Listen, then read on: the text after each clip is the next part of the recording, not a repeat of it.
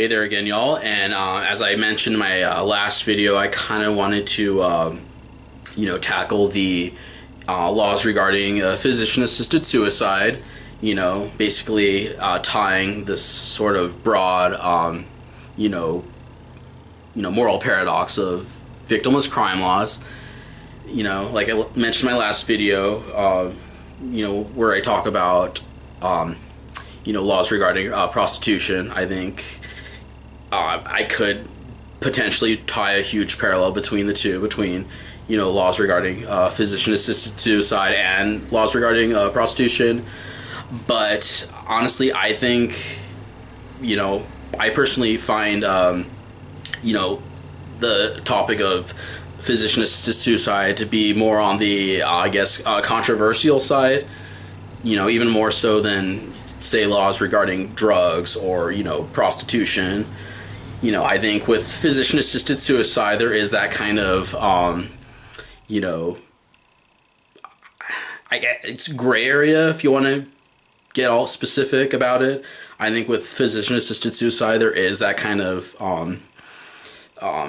controversial matter or controversial element to it because it is really a, basically a life or death kind of, situation.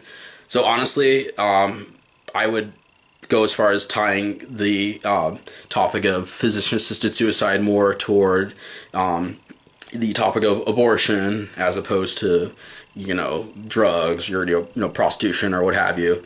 So yeah, I kind of want to narrow the topic of physician-assisted suicide down to two basic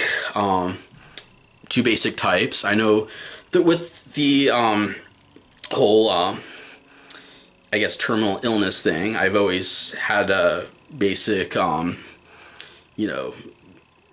that it's ultimately that person's right to end their own life if they choose to through a physician assistant type of a matter.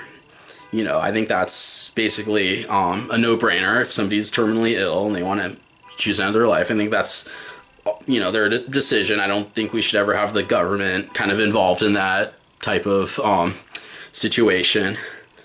But yeah, but really, if you look into physician-assisted suicide, there is really two types. There's situations regarding physical illness, but then you have situations regarding psychological or mental illness, and that's kind of where things become, I guess tricky or whatever. I know there is that kind of gray area. It is kind of a slippery slope. For instance, if somebody's suffering from severe depression, for instance, I can't honestly.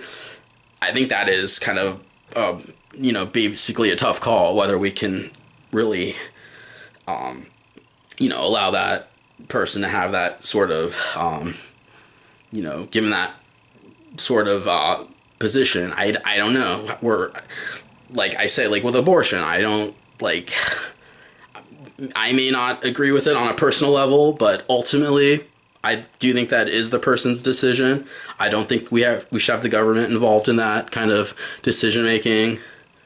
So yeah, I think even with psychological or mental illnesses, I think at the end of the day, I do think it should be that person's ultimate decision to choose whether or not they want to end their life. That's just how it is. I don't think, like I kind of mentioned in previous videos, I do think, it's kind of silly that we have these kind of laws to, protect us from ourselves.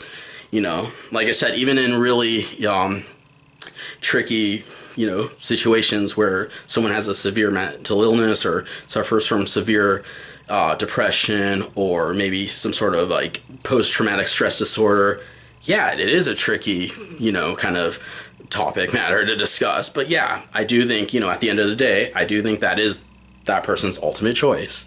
So yeah, like I mentioned before, terminal illness, I think that's kind of a no-brainer. I think we should give that person ultimately that right. But I know with the other, situations like mental illness or whatever, yeah, that is very kind of a slippery slope. So yeah, I do find that to be a lot more controversial than, anything else that I've discussed. So yeah, like I said, ultimately, yeah, I think that is their decision. you know, at the end of the day, I don't think we should have the government kind of involved in that person's decision making. So yeah, that basically concludes my sort of prolonged rant about this sort of, you know, moral paradox of victimless crime laws. Let me know what you think. Do you agree with me? Let me know, and I'll see y'all next time. All right, take care. Ciao.